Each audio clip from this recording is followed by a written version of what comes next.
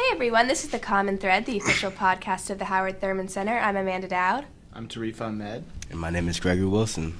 And we're going to be talking about something that has been stirring up a lot of controversy lately in the news. Some of you may be familiar with the Invisible Children. It's a nonprofit organization that is trying to, ignite activism and inform people about child soldiers in Uganda and Central Africa at the hands of a man named Joseph, is it Kony?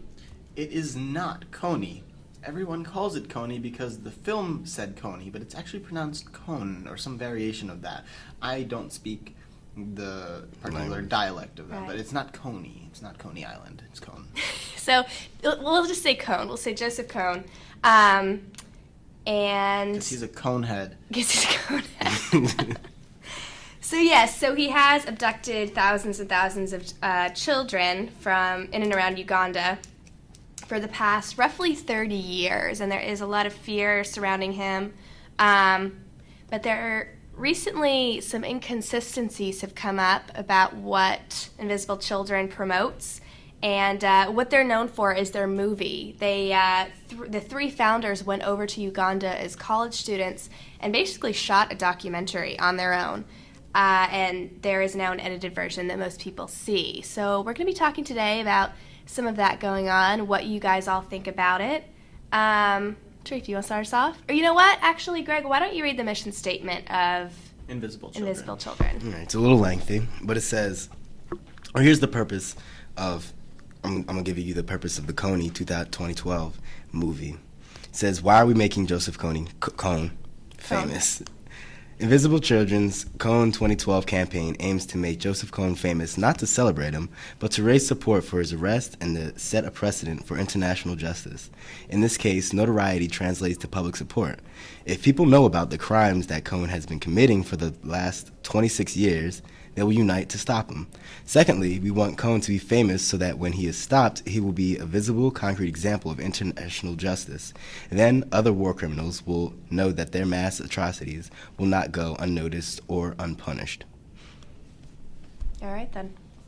Now, before I say too much and start rambling, I'm going to preface it by saying that obviously this is a very horrible person, right? The child soldiers forcing people into these conditions.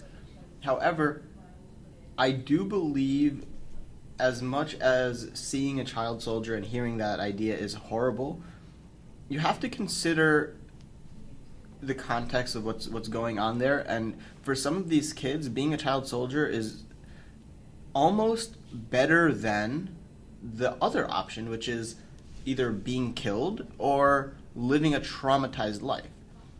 Again, probably easy for me to say that sitting here and judging that situation. And I still think Joe Conrad, or not Joe Conrad, Joe Cone, that was a slip. That was a Freudian slip. I still think Cone is a despicable human being. Mm-hmm. But I am saying, maybe demonizing the idea of a child soldier isn't the most productive way to have this conversation. I think there are a lot more implications about the international community in this conflict. Particularly, this documentary focuses completely on Cone and his child soldiers without really talking about, the Ugandan government and how they've displaced pretty much the entire population, right? And the reason they're fighting wars which involve child soldiers. Exactly, right? So there used to be people living in the rural areas, and what the government did, because it was a military tactic, is they took all the people and forced them into these giant camps. They say it's for protection, and yet it's clearly a military tactic. They didn't want people in the countryside because then the rebels could hide amongst them. So now they're concentrated in one area. Their living conditions are horrible. And on top of that, it's destroyed the entire tribal system. So there's no cultural passing of traditions anymore. There's no leadership. Tribal elders don't really have an effective say because the government overrides everything that they, would issue. So they've lost their culture. The youth are completely confused. They have no sense of agency with their own lives. And they're pretty much living in an existential nightmare. So when I say maybe being a child soldier isn't the worst thing, it really might not be for some of these people, Mm-hmm. which makes the situation even crazier. That's true. So, which is why I have a problem with the documentary, because I think it simplified things too much. You know what? And we'll talk about the simplification of the documentary because that is one of the biggest criticisms. I think I might have to disagree with you there because I spoke to a woman who was traveling with invisible children. They came to my high school a couple of years ago, and she was a child when her village, perfectly peaceful, was raided by Cohn and his soldiers. And, I mean, the murder, the torture, the brutality that went on was horrific. And several of her cousins were abducted. I mean, their village was torn apart, and they were not in any kind of camp or anything, so, I mean, it's a nightmare. I know, but what I'm saying is, right, being a soldier isn't the most glorious path to be in, but imagine just being horrified in your village as it's being attacked, right, and not knowing what to do. You really don't have any way of fighting back. You're just sitting there. And you have no agency. You have no control over where you're being directed. You're being put in these camps. Sometimes the camps get raided, or you're waiting in your village for either the government to come and move you out or these rebels to come and kill you if you don't side with them. So really, it's a thing that it's about control, and I'm just saying, like, the other point of view would be maybe being a soldier gives you more control. Not that these kids aren't brainwashed, because they clearly are, but I'm just saying, you know, it's not like... I've had conversations where people feel like you can only have one opinion on the child soldiers, and I just think that's not correct. I think really it's an issue that, and sort of what you're touching on, is that they don't have any other options but to become child soldiers because there aren't other viable options available. Their communities are sort of devastated. So it's not like, oh, you're a soldier when you could be a doctor or something, a teacher, an educator back in your town. They really only have one option of dying or becoming soldiers. So clearly, becoming a soldier sort of seems like the lesser of two evils. I guess that's sort of what I'm saying, and I know this is one of those topics where I have to tread very softly about what I say. But to clarify, I know they're being abducted against their will, right? Yeah. No one wants to be forced to kill their parents, because a lot of these soldiers are forced to kill their own family members to prove their loyalty. But what I'm saying is, right, to demonize the child soldiers and Cohn for employing them makes the conversation about just that instead of about the bigger picture, which is the reason these soldiers exist in the first place is the failure of the entire system of handling this issue, right? And so being a child soldier in the context of that scenario isn't the worst thing, right? Because there are other options for some of these kids. They're either they join the army or they get killed when they're being abducted, or they live in constant fear, which takes all agency and purpose away from their life. So they really have these three horrible options to choose from, and I'm saying it's a failure of our system because that's happening. Well, I don't think that it's conducive at all to vilify these children who are brainwashed and forced into this, but if Cohn and his army didn't exist, the problem, we wouldn't be talking about it. It wouldn't be an issue. I mean, because really it's a political thing, and the governments of these countries are devastated. So I guess the issue is not necessarily to vilify Cohn, but I mean we need to, because that sort of keeps it on Cohn, and if we arrest him, then people are going to think the problem's solved. But really the problem is not him, it's the larger political problems. Because if it wasn't him, it'd be somebody else, if that makes any sense. You're right about that. I mean, this has been an ongoing, decades-long battle between Cohn and the Ugandan government. So there are fundamental issues, obviously. But that said, the man needs to go. I can't put it any other way. It's not just that his army is supported only by the child soldiers. Right? This is a movement against the Ugandan government. Yeah, so it's like political parties. You got a whole group of people that support that and a whole group of people who support the other thing. And, originally the Lords of Resistance Army, which is the army that Cohn leads, had a lot of support until he decided to start cleansing the Acholi people. He wanted to keep it pure, and then he started massacring large amounts of humans, and then it lost a lot of popular support. In fact, one of the moves President Obama, and actually George Bush authorized some sort of support, military intelligence support to go in, and Obama sent 100 armed troops to go in and pretty much hunt down and remove Mr. Cohn from there. So we have been making moves, and I think the important question to ask is, one, how did this situation get here, right? It's similar to Rwanda. How did this situation spiral out of control? Two, should we have gotten involved before it got out of control? And three, is it too late to get involved now, or will we be making a mess? A lot of people aren't too familiar with that region and our roles there, but like the Western world has been supplying both the Ugandan government and these rebels with weapons, right? So they get our old guns, they get landmines. Pretty much our involvement, whether it's overt and through our government or covert through our illegal organizations, are already contributing to the problem.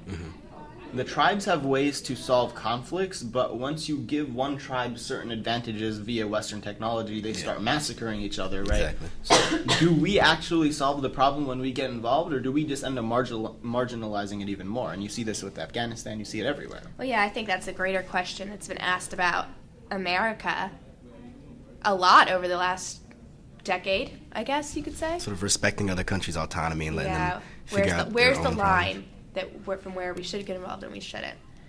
That said, here's the thing. I totally understand the concept of, we don't need to be the world police. We shouldn't be getting involved in things, sticking our hands and everything. But I hear about this, and my gut reaction is, of course we need to go over there and stop these poor children. That's the human side of me. Yeah, I see what you mean. But what I think Tarif is saying is that in simply getting involved in the first place, unless you didn't necessarily take a stance. But one thing is, in getting involved in general, in supplying one group, you're giving them the advantage. So then whatever they say is going to now dictate. It's going to dictate all law. So say they might have some sort of political belief that we supported 20 years ago, so we funded them. And now their beliefs are changing. They're always going to have the advantage because now they have the technological advantages. So what's the response now? What do we start funding the opposite, and then they're going to start killing each other? The other interesting thing is this: like, it's not just like the Lord's Resistance Army and the Ugandan government, and then their citizens. There's also bandits and people that are running around, third parties who are just loving the chaos and looting the shit out of everything. If we get involved and let's say we get rid of Cohn, right? You still have this huge rebel force. Who knows who's going to take over that force? It's not like we're going to go in and beat down the force, and if we do, that's another huge war that we're getting involved in. So who's picking up that mess? Who's going to help the Ugandan government reorganize its people? How are these people going to go back after decades of being forced into literal concentration camps, right? Do we have the resources to do this?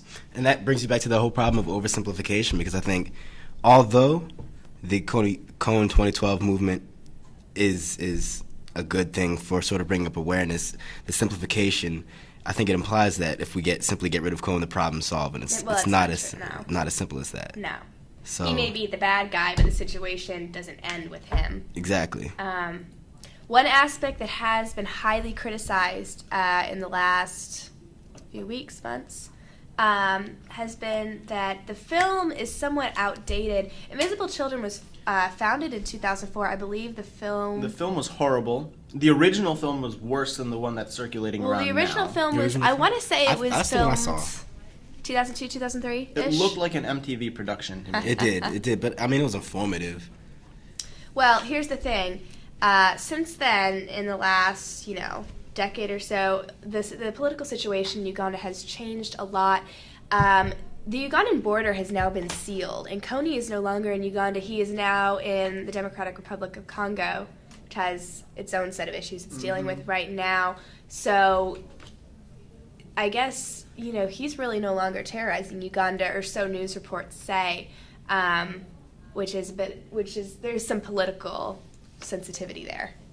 I mean, so I guess, is there even any good to chasing him around as if, like, we need to get him because he is the mastermind behind everything? What's interesting is the reason people believe him so strongly is for his religious beliefs.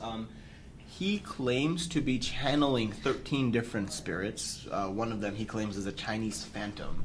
And he goes through these really intense, almost shamanic possession rituals where he will go into seclusion and get bitten by bugs and hide in caves. And he claims to channel these energies, and that's what gives him the legitimacy. So, removing him does take away that sort of legitimate force behind the rebel movement. Mm. On the other hand, these are still human beings, and I believe that you get rid of one leader, the next guy just takes his place, and might even just be crazier than him. But as a side note, Cone has 88 wives and 42 children. Does he? Yeah. Good boy. God knows how many of those he raped and forced into his servitude, but yeah, he's a daddy. I did not know that. Huh. Yeah. I do believe that Invisible Children has a rough, and correct me if I'm wrong on this, I could be totally wrong, but they do have a rough plan for what to do with child soldiers who have been rescued, such as putting up camps to rehabilitate them. There's issues behind rehabilitation too, because a lot of these kids are addicted to drugs. That's how they manipulate them, so they have to go through drug withdrawal, and they're programmed for violence. So I was reading a book. Those camps where they rehabilitate them are very dangerous places, in that the kids attack each other, because sometimes they'll take a lot of child soldiers who might be on opposing forces and put them in the same place and try to rehabilitate them, and they're killing each other in the camps. So, yeah, I mean, it's just such a vastly complicated issue, and it's I will update what I said and just add that it's absolutely heartbreaking when you actually look at the soldiers, and I wasn't trying to diminish the horror of what goes on. I'm just saying really put yourself in their shoes. Sometimes when you're in those situations, one evil option is not that much better than the other, or is not that much worse than the other. Lesser of two evils. Yeah. Well, the other... Not even the lesser of two evils. It's just people want some semblance of control, and even if that control is horrific, it's understandable why it's somewhat more stable. Yeah, it is more stable. You know what I mean? You have that mission. You have that group, it gives you a sense of purpose. You have a gun, right? Right. I don't know. I'm very privileged not to be in that position, I guess. Well, the other, I guess the video does not make clear, 30,000 children have been abducted into this army, but the video doesn't state that has been over the past 30 years. So that's caused some controversy in the media. I have to be honest, I don't think it's a huge deal that they didn't put that in. It's a little bit misleading. And when they went for a shock effect, which is... Yeah, and they admit that. They say that we want to just raise awareness so we can put this guy away, and they have a whole list of people that they want to like celebrity culture changers, they call them, who influence culture, and they've got who are some of those names? They have Oprah, Mark Zuckerberg, Lady Gaga, Jay-Z, Bill Gates, Bill O'Reilly, Justin Bieber, Ellen DeGeneres, Taylor Swift, Bono, Tim Tebow. Do you guys think that we can change policy and actually make a change in this through the internet, through this film? Is that possible? I know people have visited the Facebook page and watched the videos, but does that translate to anything? I think so. I think social activism is definitely changing with the new social media we have. I can't even keep track of all of the new social media forms we have. I mean, we're doing this podcast, I guess, because of that. So yeah, there you go. I suppose it's working. But is what we're doing good? I mean, is it productive to simply just raise awareness opposed to take action? I mean, it's in our conscious, right? It's in our consciousness now. It makes us all feel good. It wasn't in my consciousness before. Maybe the idea is that raising awareness will further action. I think that's that's the idea. I mean, that's the but is it actually work? Doing that in practice? I will say that Invisible Children is, the backbone of it is social media. They have the videos, they have Twitter, they have Facebook. That is where a lot of their following has come from. And they are known for getting a very large following very rapidly. So it's worked for them. But has that translated into any change? Well, there's the sticky politics that, here's an example. It's not related to Invisible Children. I know the MBTA was thinking about raising their fares. Yep.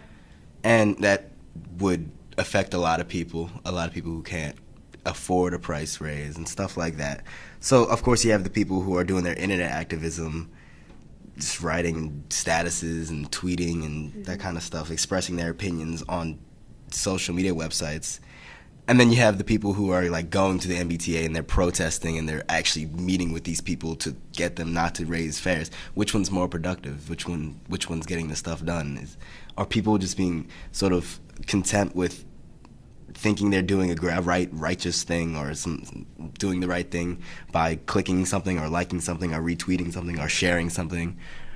Is that just a good feeling you get and you don't necessarily act any further beyond that?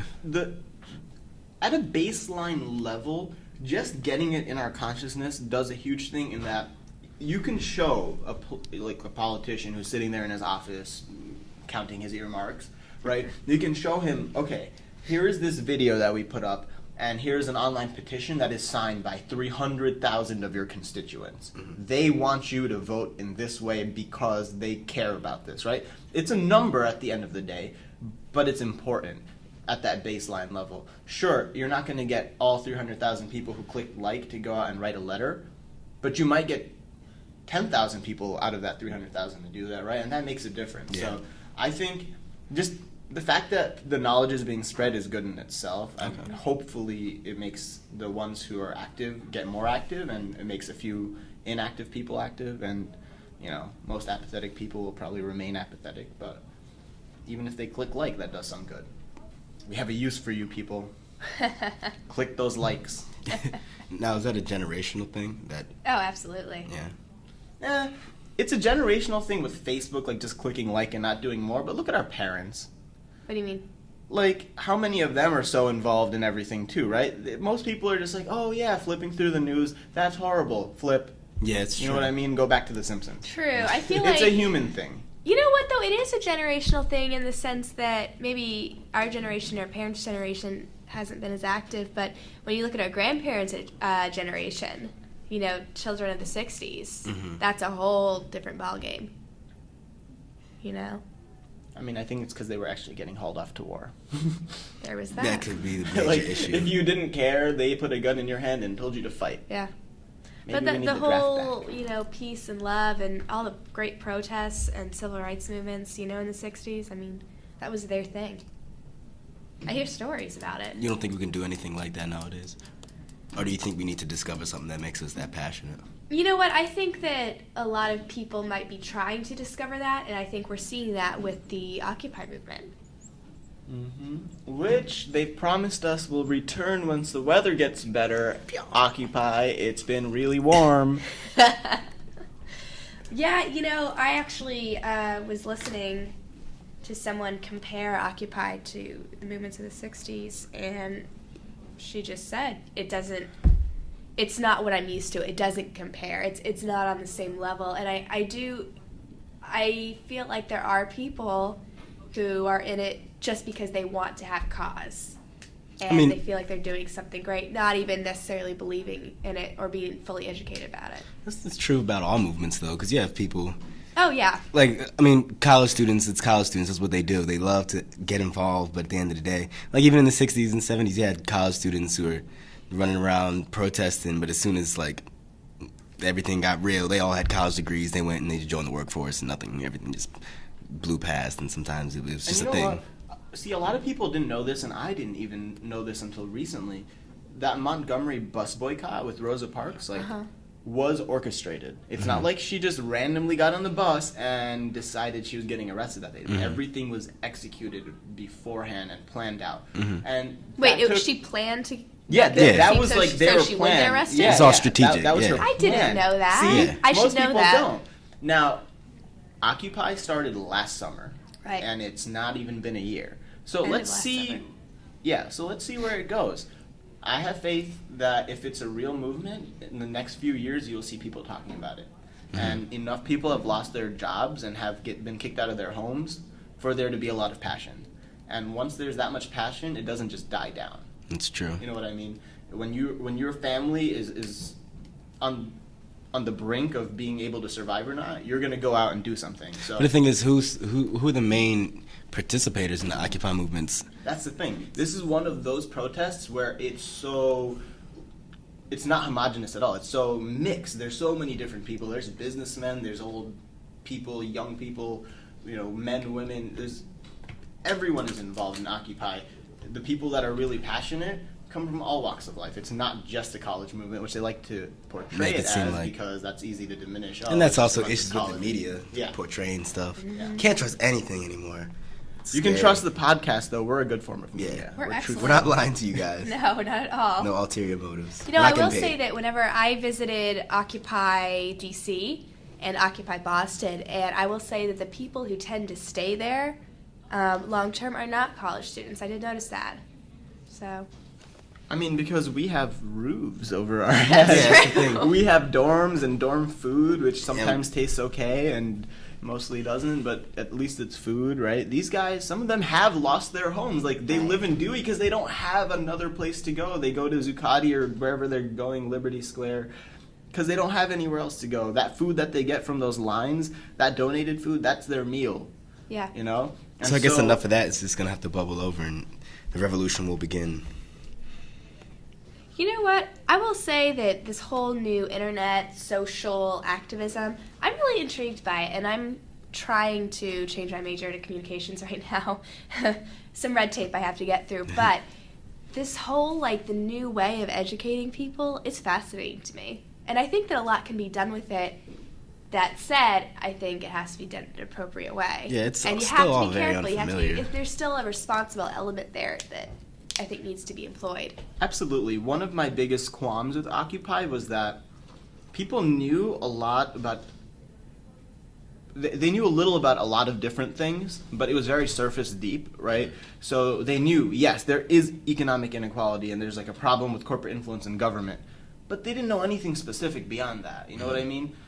The Fed screwed us, or the banks got bailed out. We Corruption. got, you know what I mean? We got sold out. But how? What were the details? What is Glass-Steagall? Do you even know about Glass-Steagall? And like, what is maybe participatory budgeting? No one talks about the details. At least most people don't. There are some very smart minds there, but now is the time in the movement where people need to get educated. You can't just go out there with a cause and not know the information behind it. And so that's what I hope to see from Occupy. I know because of the movement itself, I have forced myself to read just so I could sit there and yell at people for not knowing what they're talking about. And that comes full circle, and that's why we were talking about the simplicity of the Coney movement, because that's all it really provides, just the surface. Yeah. Yeah. Coney's bad, let's stop him, opposed to, like, why and all the complications behind it. I have to wonder, I will say though, I mean, are they maybe doing that intentionally because they know how short people's attention spans Yeah, are? and we need to learn how to Absolutely. figure out Which how is to a work around that. fundamental problem that I don't know